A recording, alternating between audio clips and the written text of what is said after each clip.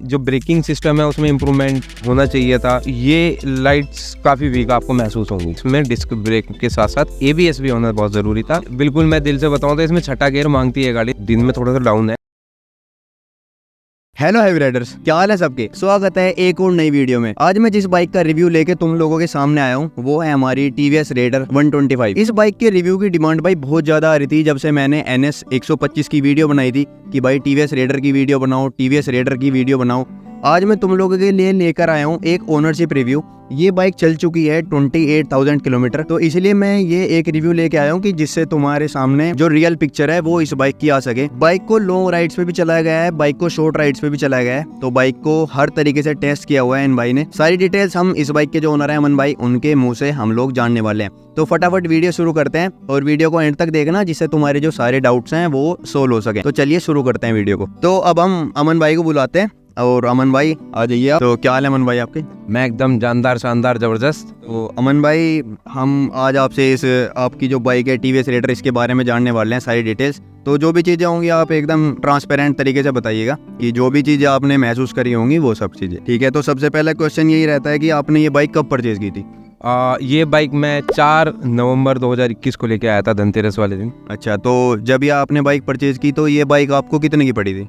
ये बाइक मुझे 1,04,000 की पड़ी थी उस समय। 1,04,000 की। अब तो थोड़ा इसका प्राइस मुझे लगता है बढ़ गया है, 1,15,20,000 के आसपास ये बाइक ऑन रोड पड़ रही है। इसके काफी सारे कॉम्पिटिटर्स मार्केट में आ चुके हैं अभी तो। बजाज पल्सर 125 है, Bajaj Pulsar NS 125, Honda SP 125 भी है, बट जो इसका मेन कॉम्पिटिटर है वो NS 125 है। तो उस टाइम पे आप मतलब NS 125 की तरफ क्यों नहीं गए और TVS Raider 125 की ही तरफ आप क्यों गए? एक्चुअली मेरा उस समय लेने का जो पर्पस था वो मेन था मेरा मार्केटिंग का। तो मेरी फर्स्ट चॉइस थी, मेरे पेरेंट्स की भी फर्स्ट चॉइस थी, पापा की के स्प्लेंडर लो, कि कहते हैं कि स्प्लेंडर की रीपरचेज जो है वो काफ़ी अच्छी है। हाँ, स्प्लेंडर की मार्केटिंग भी बढ़िया है और एवरेज वगैरह पहले से ही परखी हुई बाइक है, तो इस वजह से। अब उस दौरान मैं जब शोरूम दर शोरूम घूम रहा था, अलग अलग बाइक्स की तरफ देख रहा था, तो मुझे ये बाइक तब नई नई लॉन्च हुई थी।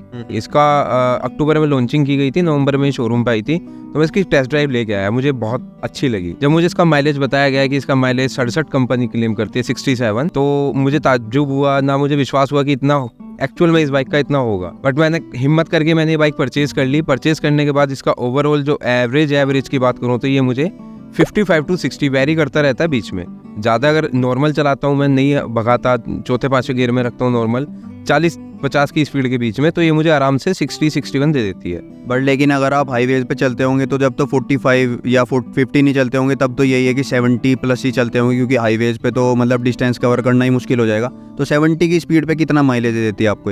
मैं एक्सप्रेस वे की बात करूं, मैंने इससे वन वे की बात करूं तो 700 किलोमीटर तक की जर्नी करी है। जी। मैं एक जगह गया था, डेस्टिनेशन मेरे यहाँ से घर से 700 किलोमीटर पड़ता था वन वे, तो वहाँ की बात करूँ तो एक्सप्रेस वे था, मैंने इसको 80-85 नॉर्मल क्रूज पे लगा रखी थी। तब इसका एवरेज मैं बताऊँ तो 45 से 50 के बीच में वेरी करता है। वो अब बात करता है कि हम थ्रोटल कैसा दे रहे हैं। हम अगर एकदम से थ्रोटल दे करके चल रहे हैं तो वो ज्यादा तेल लेगा, अगर नॉर्मल क्रूज मोड पे चल रहे हैं तो एवरेज वो वेरी 50 के अराउंड रहता है। तो जैसे आपने बताया कि 700 किलोमीटर, तो 700 किलोमीटर में एक बड़ा सवाल आ जाता है बाइक की सीटिंग कंफर्ट का, क्योंकि बाइक की जो सीटिंग देखने में लग रही है वो कुशनिंग थोड़ी मतलब मीडियोकर लेवल की लग रही है। तो इस हिसाब से आप हमें बताओ कि 700 किलोमीटर में आपका जो सीटिंग कंफर्ट रहा वो कैसा रहा? सीटिंग कंफर्ट की बात करूं तो मैंने इस बाइक जैसा सीटिंग कंफर्ट किसी में नहीं देखा। मैं स्टार्टिंग से पल्सर का दीवाना रहा हूं, पल्सर मेरे पास बहुत थी आपके पास, तो वो पल्सर मेरे पास थी। तो सीटिंग कंफर्ट की बात करूं तो उस पर भी मैंने काफी लॉन्ग जर्नी करी है, लेकिन इस बाइक का सीटिंग कंफर्ट मैं 5 out of 5 नंबर देना चाहता हूँ। पीछे वाला पिलियन पार्टनर के लिए भी पिलियन सीट भी इसकी बहुत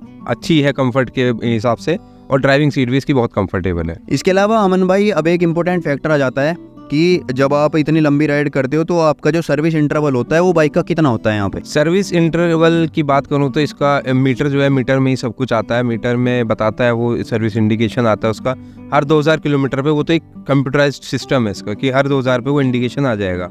बट ये सर्विस आराम से 2500 आराम से चल जाती है, 2500 से 3000 के बीच में इसको सर्विस करवाना जरूरी होता है। सर्विस की बात करूँ तो अगर मैं चार्जेस की, तो जब स्टार्टिंग में इसकी सर्विस करवाता था चार्जेस मेरा अराउंड 1500 से 2000 के बीच का आया। उसके बाद से वो चार्जेस धीरे धीरे बढ़ने लगा, 1700-1800 हो गया, 2000 से ऊपर भी गया, 2500 भी दिया मैंने एक बार। तो सर्विस सेंटर के ऊपर डिपेंड करता है कि भाई वहाँ से आपकी बॉन्डिंग कैसी है, क्योंकि मैंने 2 जगह के सर्विस सेंटर यूज करे हैं। मैंने मुजफ्फरनगर का भी कराया, राजधानी TVS का, और मैंने अपनी राजधानी जो लखनऊ है वहाँ पे रफ्तार टीवीएस का भी करा है, जो कि वहाँ पे काफ़ी नामी गिरामी है।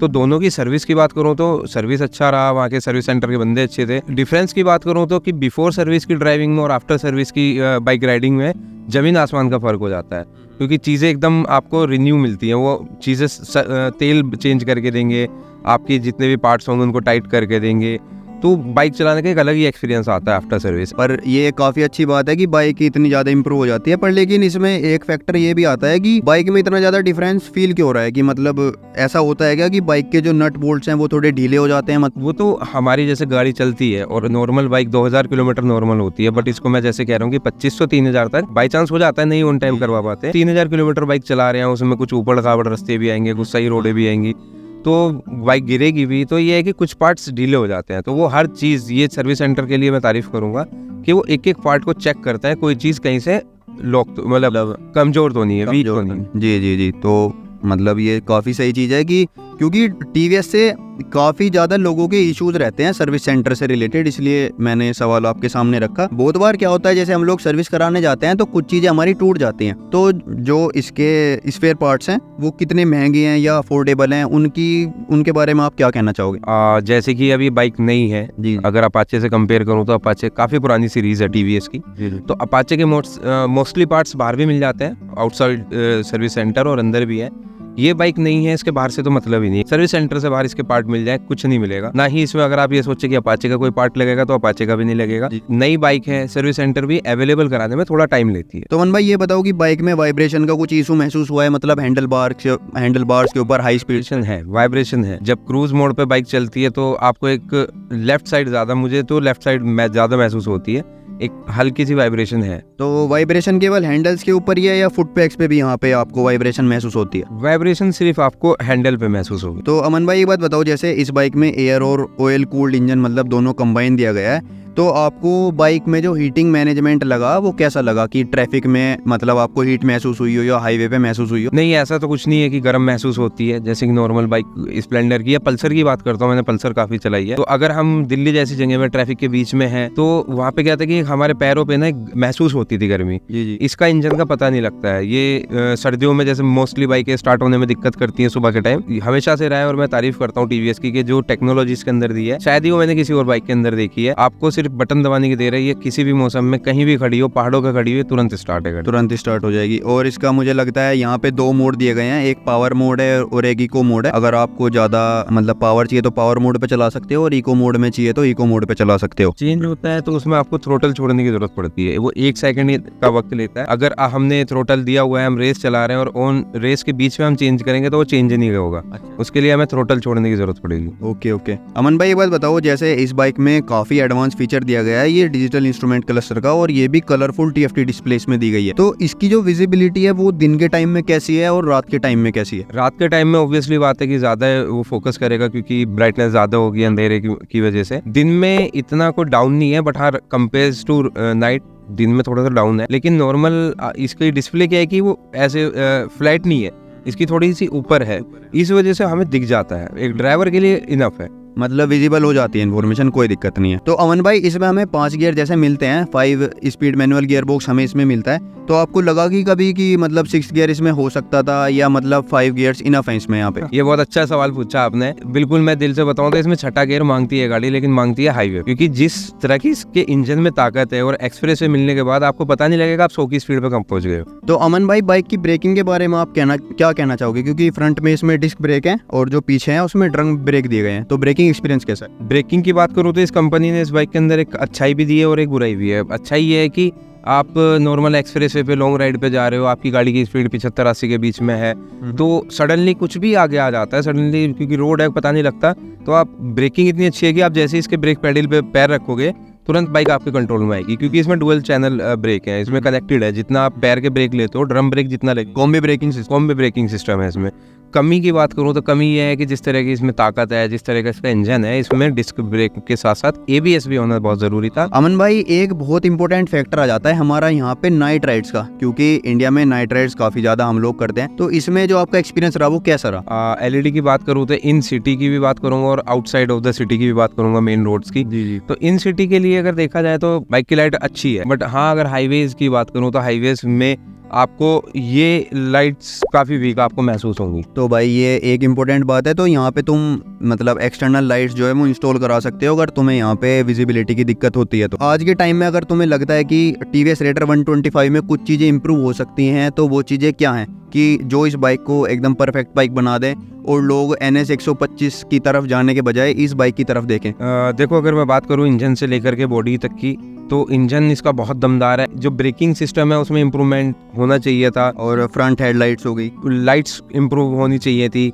साथ के साथ इसकी जो बॉडी है, वो बॉडी क्या है कि इसकी मोस्टली प्लास्टिक बॉडी है इसमें, तो उसकी प्लास्टिक बॉडी के जो इंटरलॉक्स होते हैं उनमें उनको थोड़ा सा इम्प्रूव करके अच्छे इंटरलॉक्स देने चाहिए था। अभी क्या होता है कि सर्विस सेंटर पे मेरा यहाँ का आपको व्यूअर्स को शायद ना दिखाई दे, ये चीज़ देखो ढीला है। हाँ, ये सिर्फ सर्विस सेंटर वालों की कमी की वजह से ढीला है। कि उस बंदे ने जल्दी में आकर के इसको बंद करना चाहा तो इसका इंटरलॉक वो टूट गया, जिस वजह से ये यहाँ से ये देखो ये बॉडी आपको दिखाई दे रहा है। हाँ, ये ढीली हो रही है। तो ये चीज़ इसकी बिल्ड क्वालिटी में, ओवरऑल इंजन वो लोग के है, बिल्ड क्वालिटी में थोड़ा सा TVS को इम्प्रूवमेंट देनी। तो ये थी भाई TVS रेडर का ओनरशिप रिव्यू, जिसमें अमन भाई ने हमें बताया कि क्या चीजें TVS रेडर 125 में इंप्रूव हो सकती हैं। अगर तुम लोगों का अब भी कोई क्वेश्चन बच जाता है तो भाई make sure to comment below, comment में तुम पूछ सकते हो। तो भाई thank you for watching this video Aman भाई, nice to have interaction with you, और काफी अच्छा लगा अमन भाई से बात करके। इन्होंने हमें मतलब पूरी ऑनेस्टी के साथ सारे आंसर्स बताए। अगर वीडियो पसंद आई हो तो वीडियो को लाइक करना और चैनल को सब्सक्राइब किए हुए बिना कहीं मत जाना, क्योंकि आने वाले टाइम में मैं लेके आने वाला हूँ TVS रेडर 125 का मेरे पर्सपेक्टिव से रिव्यू। मिलते हैं अगली वीडियो में, तब तक के लिए टेक केयर, गुड बाय और राइड रेस्पॉन्सिबली।